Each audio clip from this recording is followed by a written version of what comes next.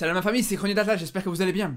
Alors, je vais être honnête avec vous, à la base, je comptais pas forcément tout de suite parler de cette affaire Hamdallah, et je comptais pas forcément vous dire directement ce que je pensais de cette situation. J'attendais juste que la liste sorte pour pouvoir en parler définitivement. Mais bon, c'est vrai que ces derniers temps, ça en parle beaucoup, ces derniers jours, ces dernières heures, ça en parle énormément. D'ailleurs, hier, par exemple, j'étais en live où on réagissait en direct au tirage au sort de la Ligue des Champions. C'est parti en débat parallèle sur l'affaire Hamdallah. Pareil, hier soir, on en a parlé aussi encore en live sur Twitch. Donc c'est vrai que quand je vois ça, je me dis, je pense qu'il faut que je fasse un petit peu le point pour vous dire ce que j'en pense avant que la liste elle sorte la semaine prochaine. Alors pour le coup, franchement par rapport à cette affaire Hamdallah, je suis sincèrement très partagé. Si on veut parler du côté positif par rapport à la possibilité de le voir revenir, alors déjà on est obligé de parler du côté sportif. On peut reprocher ce qu'on veut à Hamdallah. On peut lui dire ouais mais c'est vrai qu'il joue qu'en Arabie Saoudite, il n'a jamais joué dans un championnat majeur, et c'est vrai. Mais en termes de statistiques, en termes de qualité, on sait qu'il peut largement rivaliser avec les autres numéro 9. Largement. Ok, c'est vrai qu'il joue pas dans un grand championnat, ok, c'est vrai qu'il affronte pas forcément des grosses défenses, mais en termes d'efficacité, c'est impressionnant ce qu'il peut faire. Faut se rappeler quand même que sur l'année 2019, c'était quand même le meilleur buteur au monde sur tous les championnats confondus. Alors ok, on remet quand même en perspective ça. On sait que c'est pas parce que c'est le joueur qui a les meilleures statistiques sur cette année que ça veut dire pour autant que c'est le meilleur attaquant, que c'est le meilleur numéro 9. Loin de là, on sait que c'est pas le cas.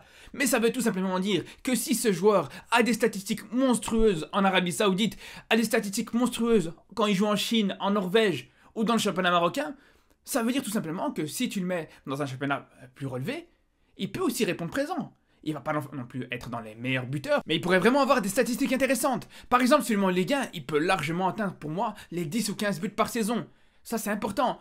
Mais bon, même au-delà de ça, on va pas se mentir, quand on voit la concurrence au poste de numéro 9, c'est pas comme si t'en avais vraiment un qui était largement au-dessus du lot. On sait que t'en as certains qui déçoivent peut-être par moment en club, d'autres qui déçoivent en équipe nationale, d'autres qui manquent de régularité. Donc dans tous les cas, on sait qu'à ce poste de numéro 9, il y a largement une place à aller chercher pour Hamdallah, c'est sûr et certain ça.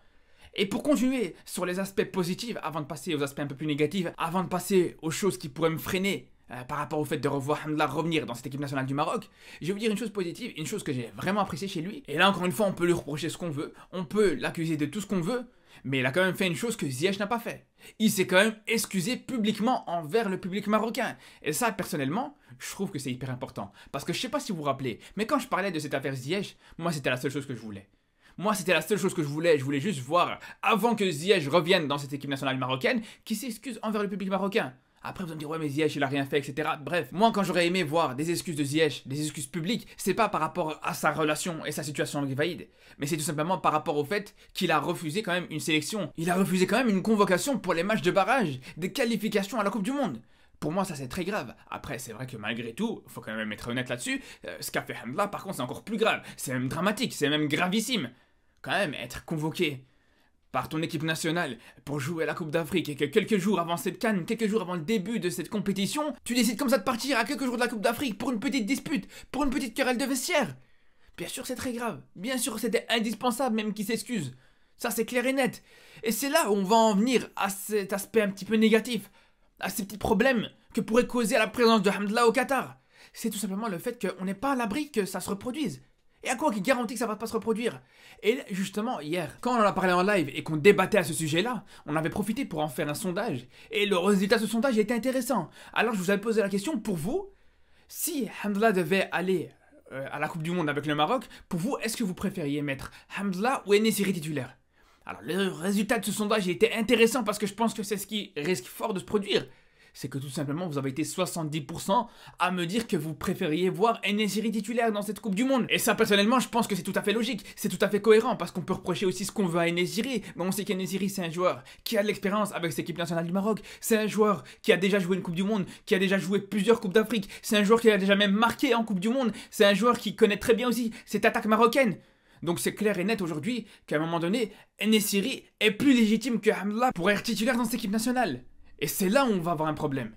Parce que là, aujourd'hui, je pense que si Hamdallah il s'est excusé, si il est revenu sur les événements précédents et il a demandé pardon, je pense que c'est aussi parce que peut-être dans sa tête, il s'imagine qu'il va aller à la Coupe du Monde, qu'il sera titulaire indiscutable et personne ne va parler avec lui. C'est possible que dans sa tête, il pense ça. C'est tout à fait possible. On sait très bien que ce joueur a un ego qui est surdimensionné. Et là, ça pourrait poser problème. Alors je dis pas que ça va faire pour autant qu'il va quitter le groupe parce qu'il va voir qu'il est sur le banc.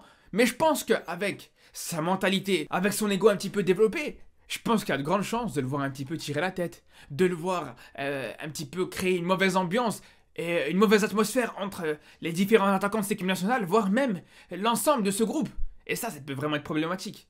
Alors si Hamdallah va au Qatar, qu'il accepte totalement la concurrence, qu'il est tout à fait prêt à laisser sa place de leader de cette attaque à En-Nesyri dans un premier temps, pourquoi pas, et qu'il attende sagement sur le banc avec une bonne mentalité, avec une tendance à vouloir juste accepter la concurrence et attendre juste que sa chance se présente, là à ce moment-là, je pense que tout le monde est gagnant.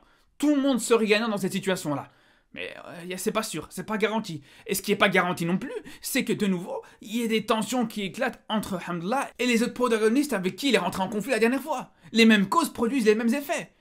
Tu mets Hamdallah dans un groupe, tu mets Belhanda, je sais pas, ou n'importe qui, avec qui il est rentré en conflit la dernière fois.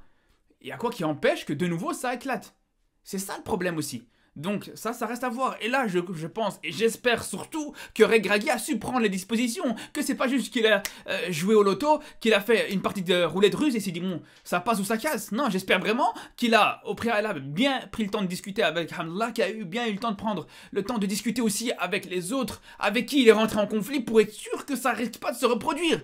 Ça, c'est hyper important. Parce que la première fois quand ça arrivé, la première fois quand Hamdallah a quitté le groupe, quand Hamdallah est rentré en conflit avec ses partenaires, etc., bien sûr que là, on n'allait pas du tout en vouloir au sélectionneur. Le premier à qui on en a en vouloir, c'était justement à ces joueurs qui sont rentrés en conflit. Mais là, pour le coup, si ça se reproduit, là, c'est Regragui qui serait 100% fautif là-dessus. Après moi, pour être honnête avec vous, moi je fais 100% confiance au sélectionneur. Et je pense que si, de fait, Hamdallah sera dans la liste, ça voudra dire qu'au préalable, comme je vous dis, Regragui a pris les dispositions. Et là, à ce moment-là, je pense qu'il n'y aura pas forcément à s'inquiéter. Ou en tout cas, j'espère. Et c'est pour ça que je pense que malgré tout, ça reste positif de voir Hamdallah réintégrer cette équipe. Parce que je pense et j'espère que si, encore une fois, Regragui a convoqué Hamdallah, c'est qu'il a eu des garanties de voir un Hamdallah qui sera apaisé, qui sera serein et qui acceptera une éventuelle concurrence à cette Coupe du Monde au Qatar. En tout cas, on attend avec impatience cette fameuse liste la semaine prochaine. Il y aura bien sûr aussi une vidéo à ce niveau-là.